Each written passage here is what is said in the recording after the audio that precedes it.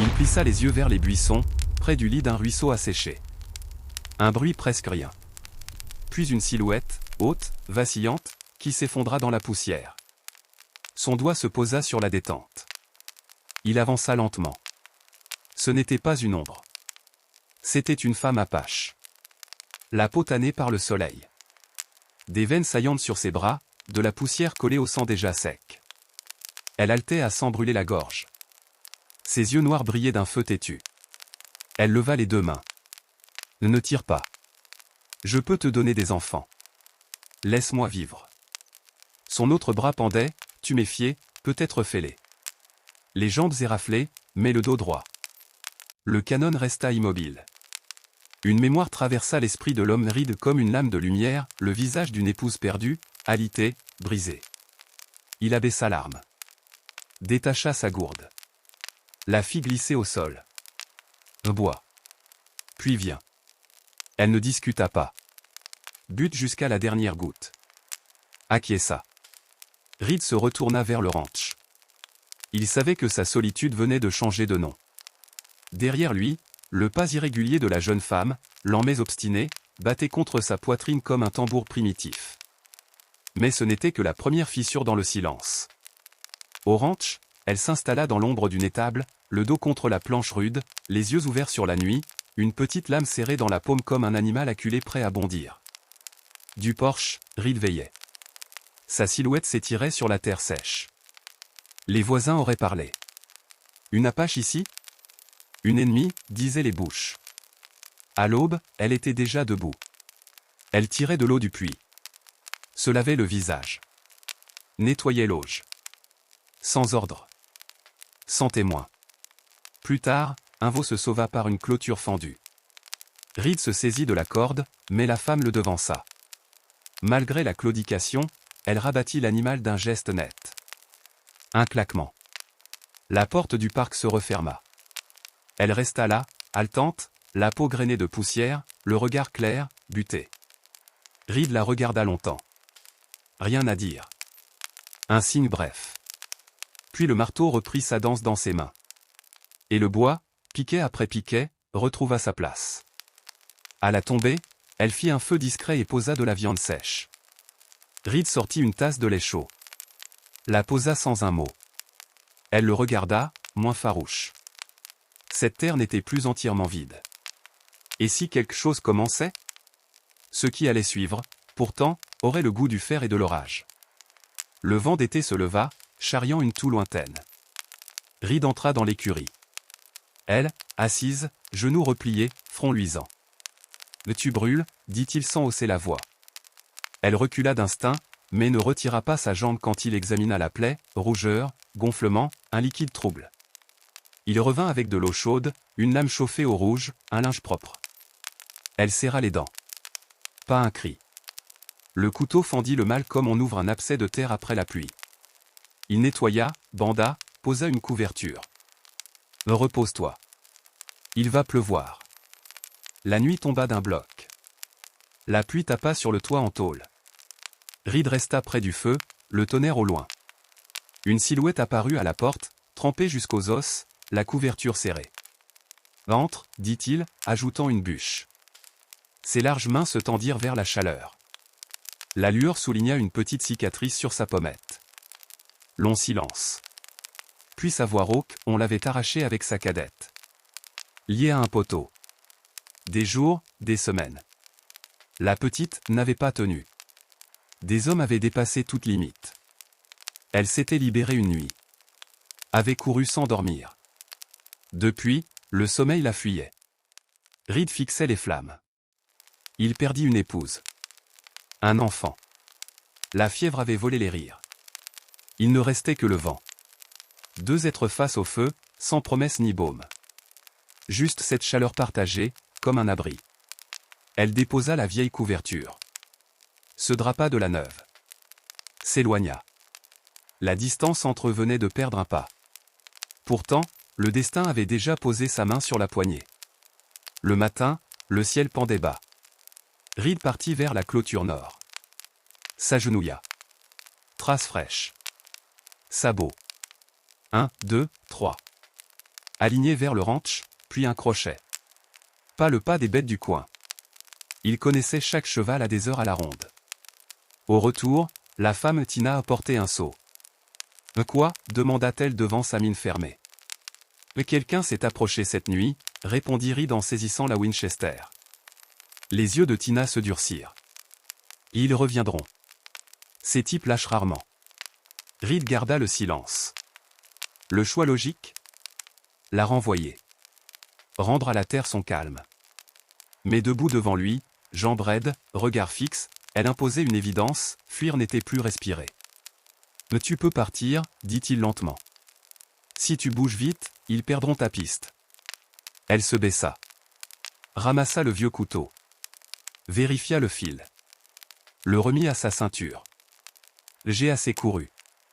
S'ils viennent, je les attends. » Reed la considéra longuement. Et accepta. Le ranch devint une idée nouvelle, tenir ensemble. Et ce simple pacte appelait déjà l'épreuve. Toute l'après-midi, ils préparèrent la maison comme une citadelle. Des planches clouées aux fenêtres. Des portes renforcées. Des bottes de paille dégagées pour limiter le feu. Du bois empilé en tas court. Le soir, Reed tira une chaise sur le porche, l'arme sur les genoux. Tina s'assit près de la porte de l'étable. La pointe de sa lance plantée dans la terre. Aucun mot. Un silence pas vide, celui des guerriers qui comptent leur respiration avant la première charge. Une bouffée d'air brûlé, venue de loin, traversa la plaine. Reed serra plus fort la crosse. Sur ces planches, toute intrusion coûterait un prix. Et si la peur naissait, elle n'aurait pas le temps de grandir. Mais l'inquiétude a ses propres sabots. La pluie, ensuite, déchira le ciel. Un rideau oblique. La tôle vibrait. Reed resta à l'intérieur, l'arme sur la table, comme un loup au repos, œil ouvert. Un grincement, soudain. La porte de la grange. La lanterne jeta un rond jaune dans la nuit. Tina, silhouette trempée, une besace au dos. Elle se dirigeait vers la clôture. « Et Tina !» La voix de Reed fendit la pluie. Elle s'immobilisa. « Je ne peux pas te faire tout perdre. Si je pars, ils te laisseront. » Reed avança sous l'averse, l'eau coulant sur son front.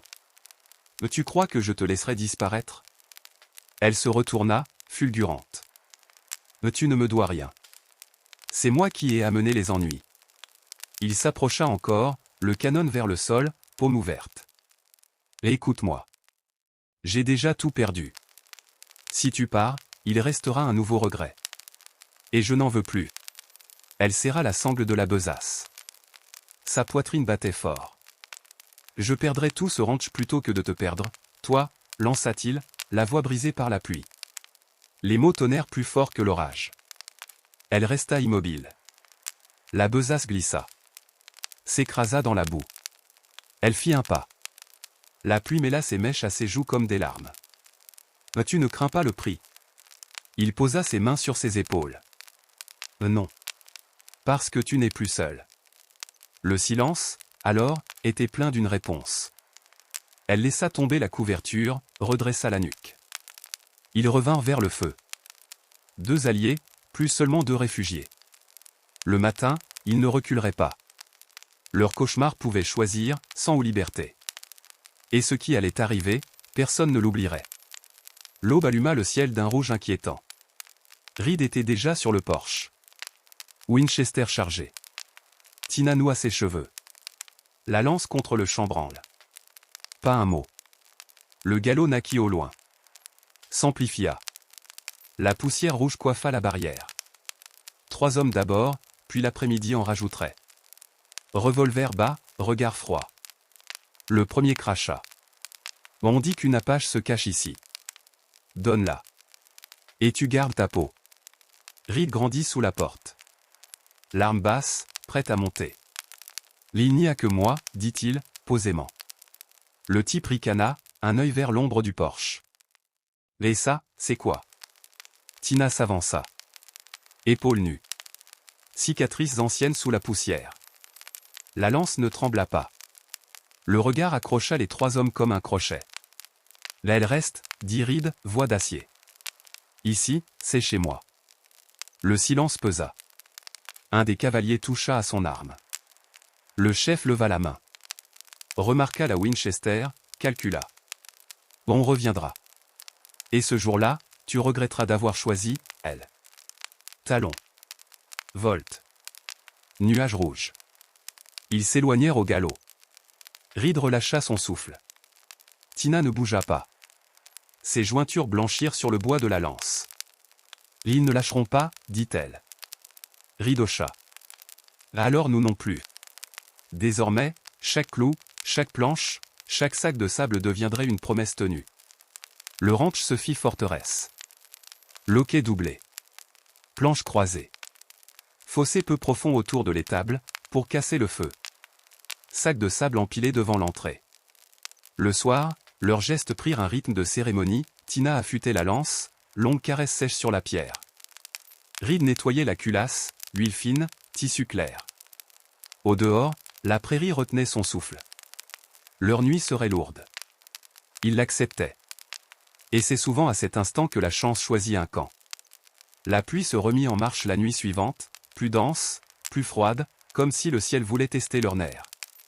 Ils ne dormirent pas vraiment. Ils apprirent à respirer ensemble, sans se regarder. À l'aube, le monde n'avait plus tout à fait la même couleur. Quelques heures, le soleil cogna. Ils sortirent le bétail, posèrent de nouveaux piquets, tirèrent un fil barbelé neuf. Reed, d'ordinaire muet au travail, n'eut presque rien à dire, elle devinait, passait le marteau, frappait juste, régulier, vibrant. Une fois, le fil lui fouetta la main. Un trait de sang. Elle voulut reculer, mais Reed s'assit sur un poteau. Elle prit sa main. « Laisse-moi voir », murmura-t-elle, ferme et douce. Une bande de tissu propre, quelques tours précis. Il releva les yeux. Le soleil plongea son cuivre dans les pupilles noires de la jeune femme. « Merci, dit-il, bas. » Elle ne répondit pas, reprit le marteau. Ce jour-là, la fatigue eut un autre goût. Il n'était plus seul dedans. Et le soir, devant le feu, un simple café partagé suffit à tendre l'instant, comme un arc. Elle se pencha. Le baiser ne pressa personne. Il constata seulement une évidence, on ne se rencontre pas toujours sous un toit. Parfois c'est la tempête qui présente. Et parfois, les ruines d'une vie donnent enfin la place de reconstruire. Mais la reconstruction n'a jamais empêché la guerre d'arriver à l'heure. Des sabots, encore. Plus lourds. Plus nombreux. La poussière roula jusqu'à la barrière. 5-7 fois. Le chef sourit de biais. Une dernière chance, vieux. Donne-la. Garde ta vie. Reed ne bougea pas. Il leva la Winchester. Le canon cligna au soleil. Passez la clôture. Personne ne rentrera entier. Un silence lourd, un fil tendu. Tina descendit du porche, droite. Son épaule luisait de sueur. Le chef cracha. Alors tire, cita d'été. Le claquement coupa le mot. La balle mordit le poteau, à quelques pouces des sabots du cheval. L'animal se cabra. Cri. Main sur les holsters. La poudre parla pour tous. Reed et Tina basculèrent derrière les sacs. Feu nourri. Réplique sèche. On guettait, on changeait d'angle, on économisait chaque cartouche. Le nuage rouge rejaillit quand les chevaux firent demi-tour, désordonnés. Plusieurs silhouettes jurèrent en s'éloignant, tirant encore sans viser, plus pour le bruit que pour la blessure. Puis les sabots s'éteignirent. Reed resta un moment sans bouger, le souffle court. La plaine, soudain, avait le son d'une oreille qui bourdonnait. L'odeur de poudre persista. Tina émergea. Parcourut du regard la clôture, la poussière, l'horizon. Revint vers Reed. Ils expirèrent ensemble. Quelque chose venait de tomber de leurs épaules. C'est fini, dit Reed. Pour aujourd'hui, corrigea-t-elle avec un coin de sourire. Ils remirent des piquets. Resserrèrent des fils. Rebouchèrent la terre. Et quand le soleil se versa comme de l'or liquide sur l'herbe rase, leurs mains se trouvèrent presque naturellement. Ce ranch, souffla-t-elle. L'île est à moi aussi, maintenant. Reed acquiesça. Les tu n'iras nulle part. La nuit, ils restèrent sur les marches du porche. Les flammes projetaient deux ombres paisibles. Pour la première fois depuis des années, Reed sentit que la terre n'était plus seulement une frontière à défendre. C'était un lieu où poser le cœur. On raconte que l'amour commence avec des promesses. Ici, il naquit avec des mains sales qui avaient retenu l'orage. Deux cœurs cabossés qui osèrent à nouveau se faire confiance. Qui choisirent de rester côte à côte, même quand il fallait payer. Dans l'Ouest rude, un tel lien ne sauve pas seulement une vie. Il retient une âme au bord du vide. Et change une terre sauvage en point de départ. Si tu as senti, l'espace d'un instant, la poussière rouge sous tes bottes et le martèlement des sabots au fond de ta poitrine, alors reviens demain. Raconte-nous ce que cette histoire t'a laissé. Dis-le dans les commentaires, partage-la à quelqu'un qui en a besoin. Abonne-toi pour ne pas manquer la prochaine légende. Mais surtout, retiens ceci, parfois, la seule balle qu'il faut tirer, c'est sur la peur. Et ce n'est jamais la dernière page. Ils vécurent ensuite ces jours simples que la grande histoire ignore. Des clôtures relevées sans témoin. Des veaux rentrés sans cri. Des soirs où l'on boit un café trop fort pour s'endormir, juste pour prolonger la conversation muette des gestes. Reed reprit goût au son de quelqu'un qui marche derrière lui sans menace. Tina apprit que certaines maisons ne sont pas des cages. Un matin, un nuage de poussière apparut loin, immobile, comme si le ciel hésitait. Ils se regardèrent. Aucun d'eux ne parla de fuir. Chacun vérifia la même chose, l'eau, le bois, la serrure du portail. Puis ils s'assirent. Attendirent. Rien ne vint. Parfois la simple rumeur d'un retour suffit à te rappeler ce que tu es devenu. Eux, ils avaient changé de camp, de survivants, ils étaient passés à gardiens. Ce renversement ne fait pas de bruit. Il redresse l'échine. Un soir, elle posa sa lance contre le mur et s'assit plus près du feu qu'à l'habitude.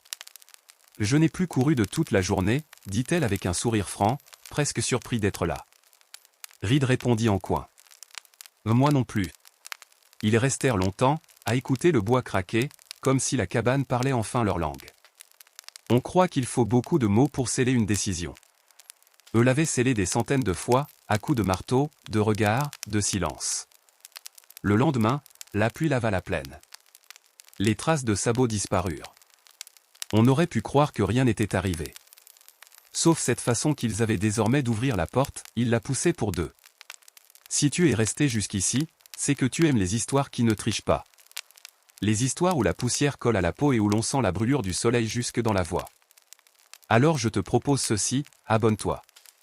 Ici, on raconte l'Ouest comme on l'a vécu, sans vernis, sans phrases vides, avec des secrets et de la tendresse. Écris en dessous ce que tu aurais fait à la place de Reed. Aurais-tu tiré le premier? Aurais-tu laissé partir Tina? Ta réponse dit plus de choses sur toi qu'un long discours.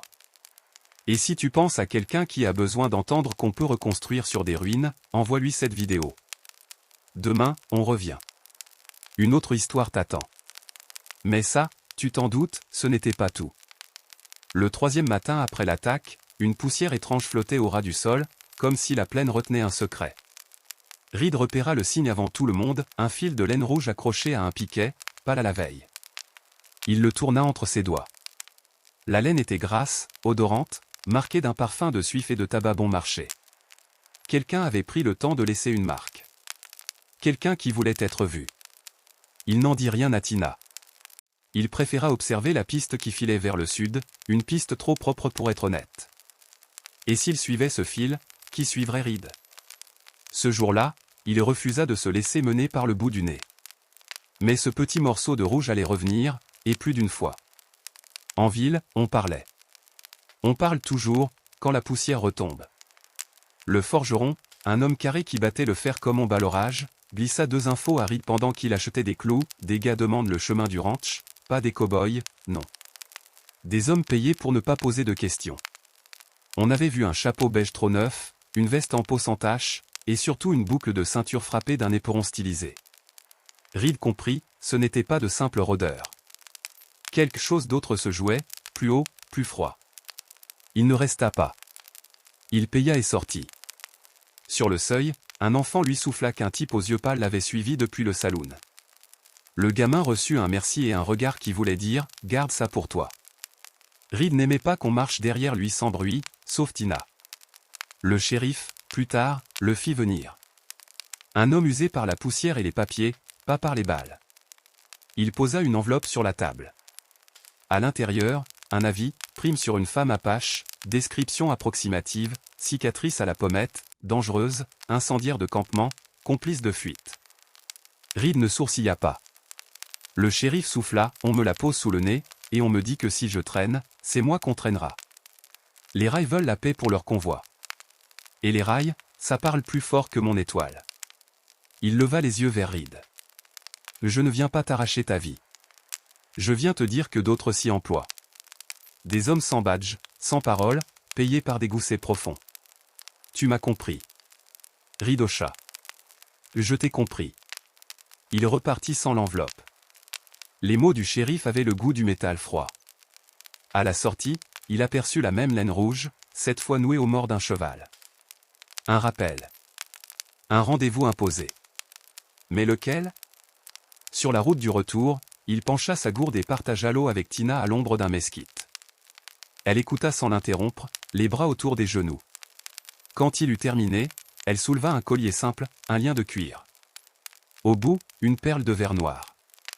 Ma sœur le portait. Je l'ai trouvé près d'un campement brûlé. Elle ne dit pas « ils ont fait ça ».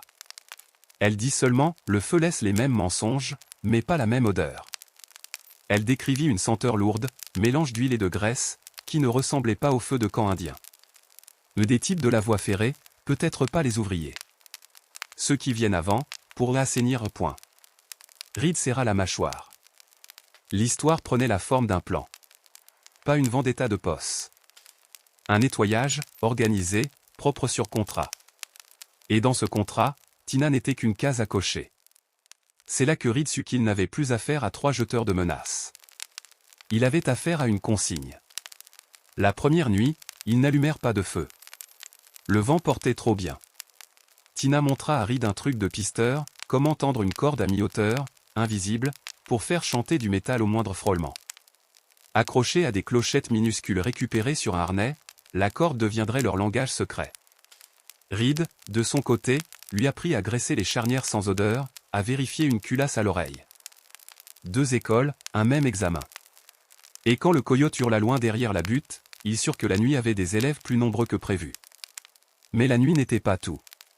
Le lendemain, la veuve Mérite passa par le ranch. Une femme sèche, des mains de blé et d'osier. Elle déposa du pain et un pot de graisse, comme si de rien n'était. Mais ses yeux fouillaient les angles. On m'a demandé si je loue des hommes, dit-elle. J'ai répondu que je loue que mes silences. Elle regarda Tina. Je ne loue pas mes jugements non plus. En repartant, elle laissa dans les doigts de Reed un petit sac de clous tordus. Ça vaut mieux qu'un sermon. Les clous tordus ont leur utilité quand on veut que quelqu'un marche mal. Reed les rangea avec les autres promesses. Plus tard, il saurait où les planter. Un cavalier aux yeux trop clairs se montra sur la crête au crépuscule. Il ne s'avança pas. Il salua du chapeau, 2 doigts, lenteur insultante. Puis il tendit un tissu, rouge, qu'il laissa voler avant de repartir au pas. La laine rouge encore. Un code, on vous tient. On revient. Tina gardait le porche, lance à portée. On ne répond pas aux signes des autres, dit-elle. On les renvoie ailleurs. Cette nuit-là, elle traça autour de l'étable des figures de sable et de cendre. Reed n'était pas superstitieux. Mais il connaissait la valeur d'un rituel, il attache les nerfs autant que les planches. Et parfois, il désoriente l'ennemi rien qu'en le faisant hésiter. À l'aube, ils prirent la piste du sud, non pas pour poursuivre, mais pour devancer. Le soleil montait, et avec lui, la patience de Reed descendait. Tina marchait en silence, mais ses yeux lisaient la terre. Elle releva une empreinte profonde, talon droit traînant, cheval ferré de neuf sur l'antérieur gauche. Ville, dit-elle. Pas prairie. Ils ont refait le fer hier. Ils furent sur eux avant le premier mensonge. 3 hommes près d'un camp de broussailles, un feu caché sous un rocher creux. La veste trop propre, la boucle à l'éperon stylisé, l'odeur d'huile. L'un chantonnait faux. L'autre affûtait une lame sans en avoir besoin. Le 3e ricana à un mot qu'on n'entendit pas. Reed n'attaqua pas. Il observa. Il voulait savoir si ces types menaient ou suivaient. Quand celui aux yeux pâles fit claquer la langue et leva la tête en direction du ranch alors qu'aucun bruit n'en venait, Reed comprit, ils n'étaient pas là pour une bagarre. Ils étaient là pour prendre des repères, caler des distances, compter les pas entre la porte et le puits. Il se recula. Tina aussi. Ils partirent sans un froissement. L'affrontement, ils le choisiraient. Et ils le choisiraient chez eux. À midi, Reed cloua quelque chose d'invisible, sous la poussière, des planches piquées de clous tordus à l'entrée d'un passage étroit, là où un cheval accélérait naturellement. Plus loin, il étendit un tapis de cendres pour affoler les sabots. Tina, elle, fit mieux, elle fabriqua une mimique de piste, une route qui conduisait droit sur un ravin sec, assez profond pour que le premier cavalier perde l'équilibre si ses yeux suivaient seulement la poussière de celui de devant. Rien d'illégal. Juste de la géographie qui coopère. Ils n'avaient pas besoin de tuer. Ils avaient besoin d'apprendre aux autres à compter. Le soir, Reed sortit un vieux livre, un almanach abîmé. Tina traça du doigt les lettres. Elle ne demanda pas qu'on lui apprenne à lire. Elle commença. Ce mot. Le pluie. Celui-ci. Le portail. Elle hocha. Le portail sous pluie glisse. Il sourit. Elle aussi. Deux rires courts. Ils s'arrêtèrent en même temps, surpris par la même chose, les rires avaient changé la pièce. Plus tard, elle posa le collier à perles noires sur la table. Et si je tombe, tu le poses là où le vent parle le mieux. Reed regarda dehors. Et ici, le vent a trop d'histoire. On choisira une pierre qui écoute. Elle acquiesça. On ne conclut pas un pacte avec du papier quand on a les mains pleines de terre. Les hommes revinrent avant la pleine lune. Ils étaient 5 d'abord, puis 7, puis 9. L'un chancela sur les clous tordus et jura comme s'il découvrait la gravité. Un autre suivit la fausse piste jusqu'au bord du ravin et manqua de finir au fond. Ils tirèrent en l'air, pour dire on n'a pas peur. Mais le ciel s'en moqua. Reed attendit qu'ils se dispersent pour tester. Une balle dans un tronc à bonne hauteur. Le son claqua sec, net, calculé. Pas pour blesser. Pour montrer que quelqu'un sait où vous êtes quand vous pensez être invisible. Les hommes hésitèrent. L'hésitation est une porte qui grince, une fois qu'elle a commencé, elle ne se referme pas de sitôt. Ils repartirent. Mais avec eux partit un silence nouveau, celui des types qui ne sont pas payés pour perdre du temps. Et si d'autres venaient, ce ne serait pas pour mesurer. Ce serait pour conclure. C'est là que l'homme aux yeux pâles se décida à parler. Pas à Reed. À la ville. Au saloon, à voix basse, mais assez fort pour que les bonnes oreilles ramènent les mauvaises nouvelles, Tina aurait mis le feu à un dépôt lors d'une échappée. Elle aurait retiré un contremaître violent. Elle aurait pris quelque chose qu'on lui avait pris. Le shérif grogna qu'on devrait dire on raconte plutôt que elle a. Mais l'histoire avait déjà franchi la porte. Elle voyageait plus vite que les chevaux. Reed revint avec un sac de farine. Sur le sac, en craie, quelqu'un avait écrit « Rends-la ». Il effaça le mot du pouce. La craie blanchit sa peau. Il pensa aux mains de Tina, qui ne tremblaient pas quand elle bande une plaie. Il pensa à sa promesse sous la pluie. Et la farine revint au ranch comme le pain revient au four, prête pour un autre combat. Cette nuit-là, la corde aux clochettes tinta 2 fois. Une fois, le vent. La deuxième, pas le vent. Reed se redressa, le souffle court. Tina, déjà debout, glissa contre la porte, l'oreille au bois. Un pas. 2. Une pause, longue, comme un homme qui compte les planches. Reed posa la main sur la poignée. Il ouvrit d'un coup. L'ombre se recula, s'emmêla dans la corde, jura. Reed attrapa le poignet, tira l'homme à l'intérieur du halo de la lanterne. Ce n'était pas l'un des yeux pâles. C'était l'enfant du forgeron. Il tenait un papier. Ils arrivent avant l'aube. Il tremblait. Reed lui mit du café entre les mains. Tina posa sa main sur l'épaule du gamin. « Tu as un nom ?»« Cal. »« Alors merci, Cal. » Le garçon hocha. En partant, il laissa tomber de sa poche un fil rouge. La laine.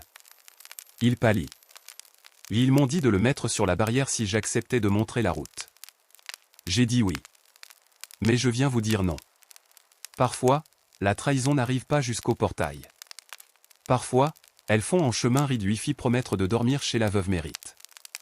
il garda le fil rouge. Cette fois, c'était à lui de choisir où il volerait. Quand l'aube gronda, ils étaient prêts. Pas de feu. Pas de mots. Une lumière grise s'étendit comme une peau froide sur la plaine. Le premier cavalier tenta le passage étroit. Son cheval glissa, clou tordu. Juron.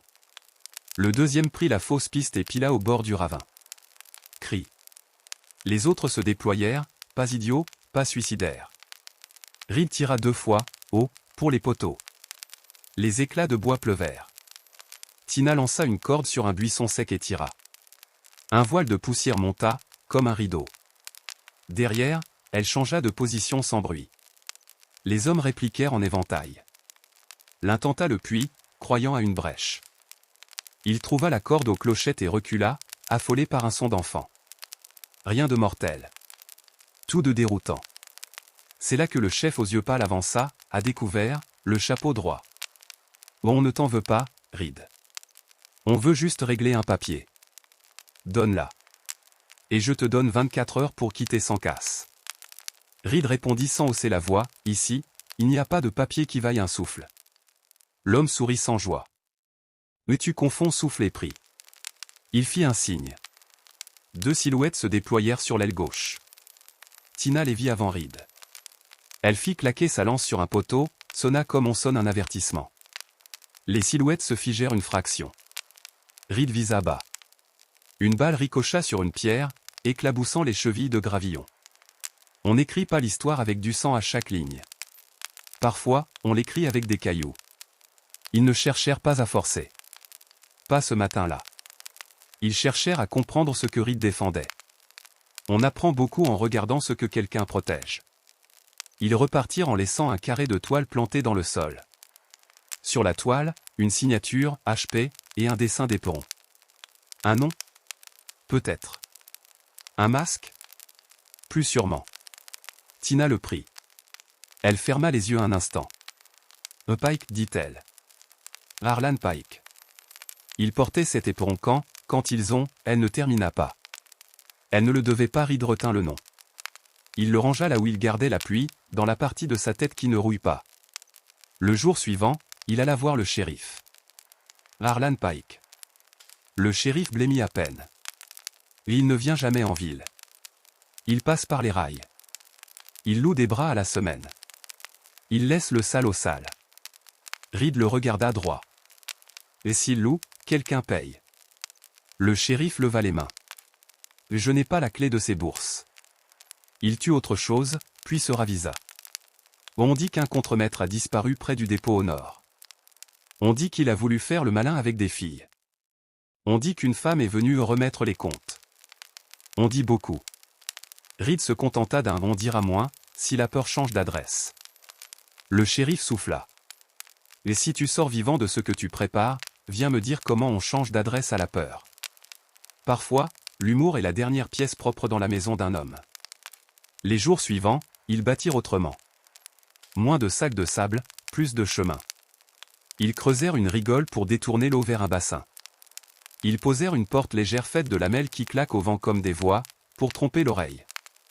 Tina accrocha, à l'intérieur, la perle noire à un clou. Et qu'elle écoute. Reed accrocha au-dessus, la laine rouge. Et qu'elle prévienne. 2 talismans, l'un contre l'oubli, l'autre contre la surprise. La nuit venue, ils parlèrent peu. Ils mangèrent du pain dur avec du miel maigre. Ils dirent merci sans bruit.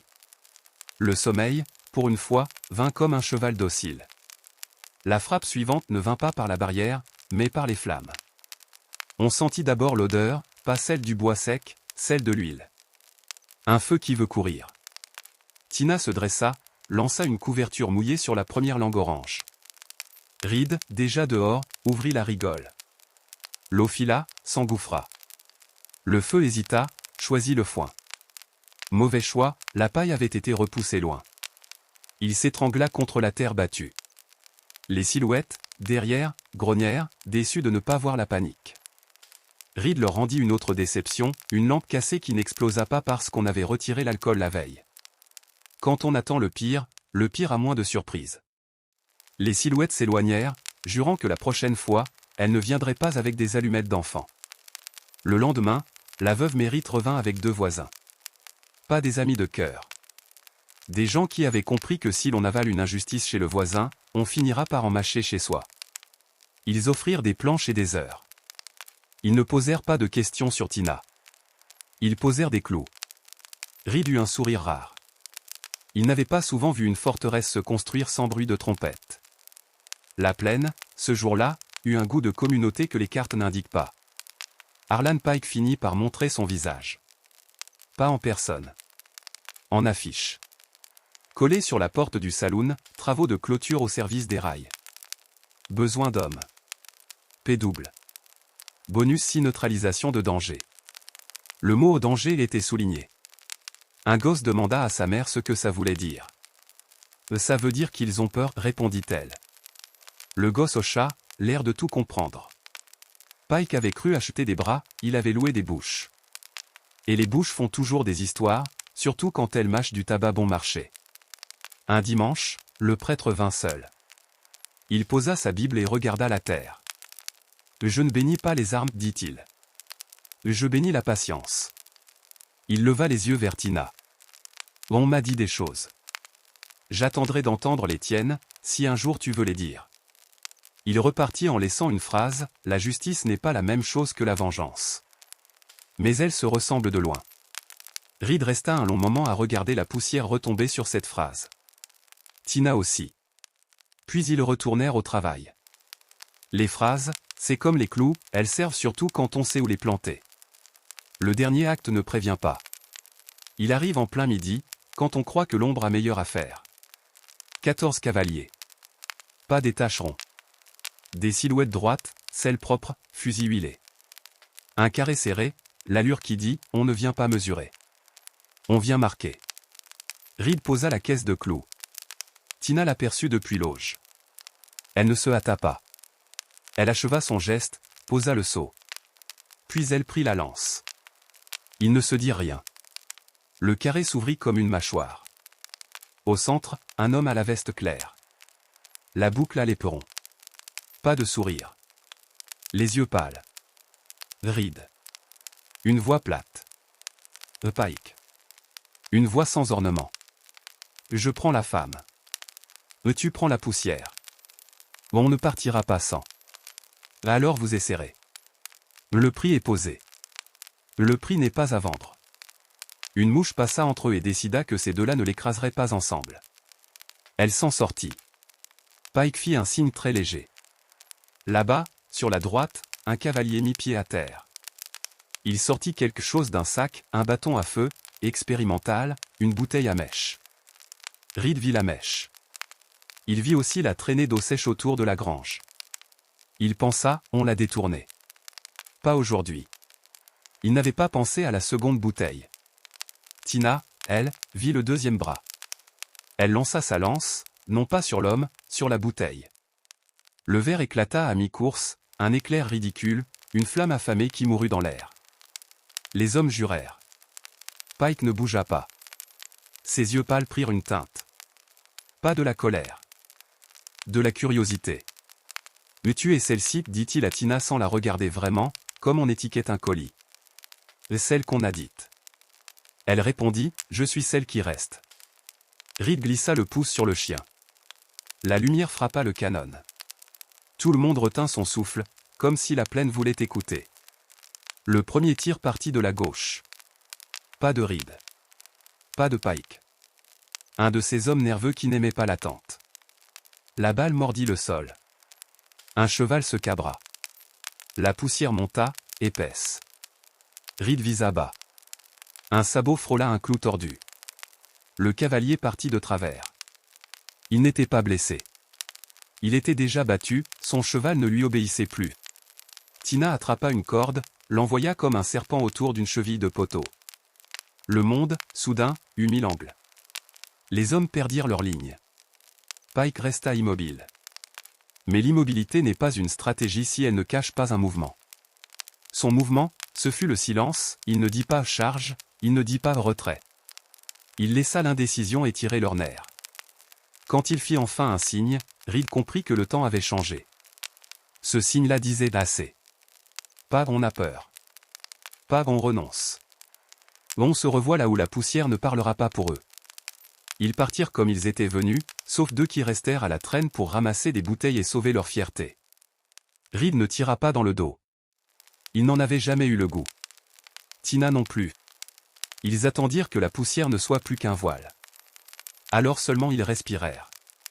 La veuve Mérite apparut sur la crête, main sur les hanches, comme si elle évaluait une lessive.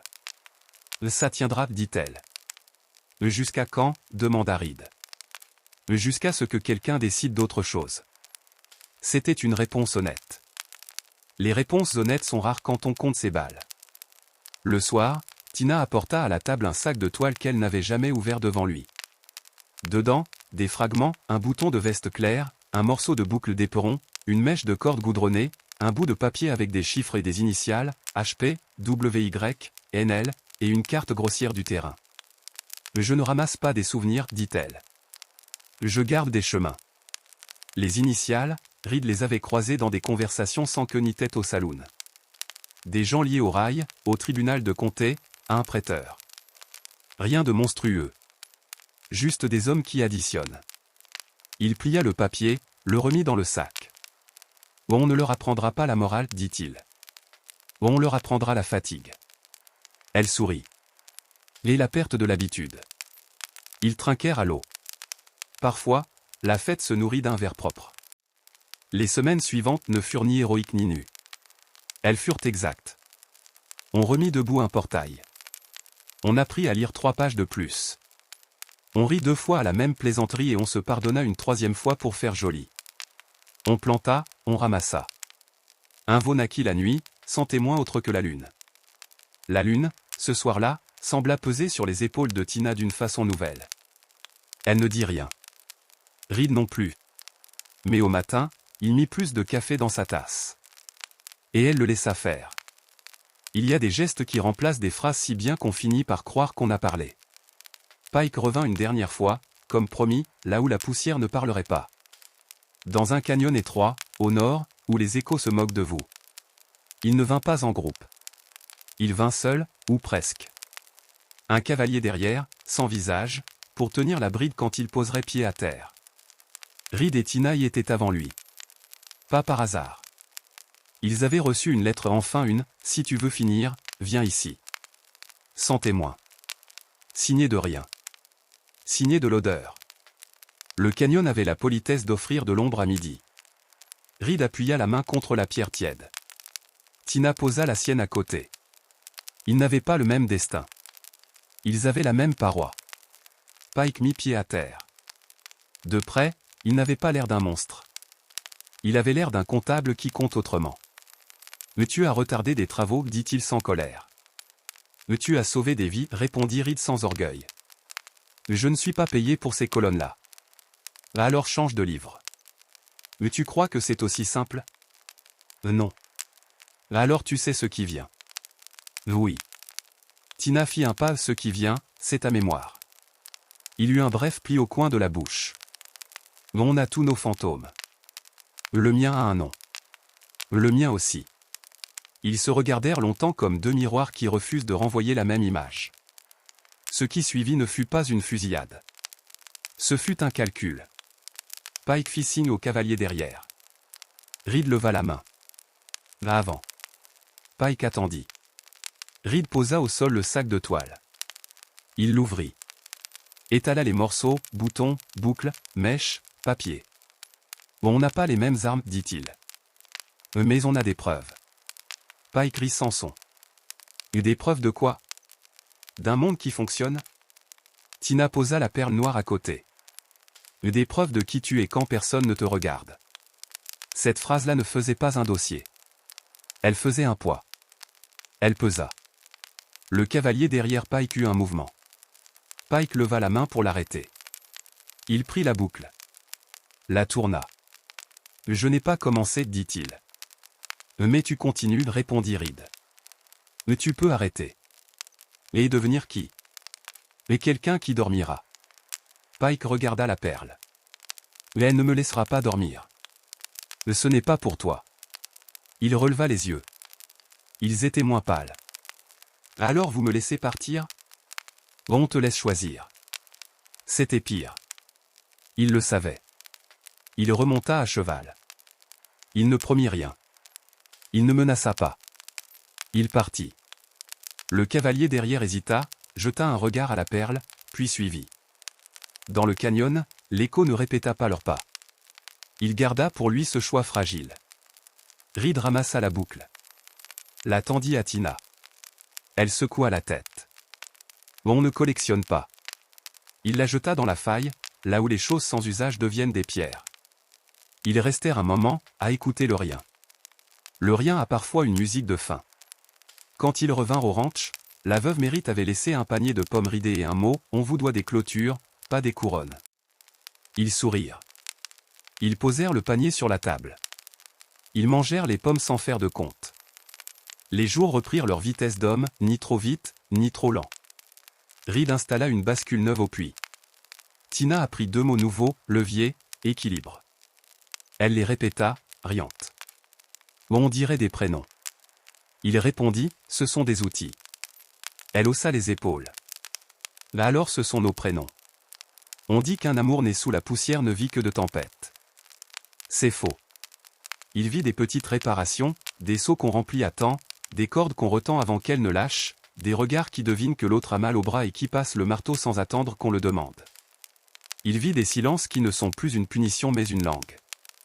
Il vit aussi de la mémoire des autres, ceux qui sont partis, qui n'ont pas tenu, qui n'ont pas eu la chance de trouver un porche où poser leur peine.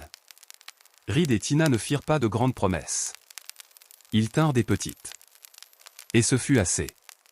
Si tu es encore là, c'est que tu entends, toi aussi, la manière dont une terre cesse d'être seulement un bout de monde pour devenir un nous. Alors, dis-moi, à quel moment, selon toi, Reed a cessé de protéger une clôture pour commencer à protéger une vie? Écris-le en commentaire. Partage l'histoire à quelqu'un qui pense que la force, c'est seulement tirer le premier. Ici, on raconte l'Ouest comme une mémoire vivante. Abonne-toi pour ne pas manquer la suite, bientôt, on parlera de la veuve Mérite, de ses clous tordus et d'un secret qu'elle garde depuis l'hiver des loups. Mais ça, tu t'en doutes, ce n'était pas tout.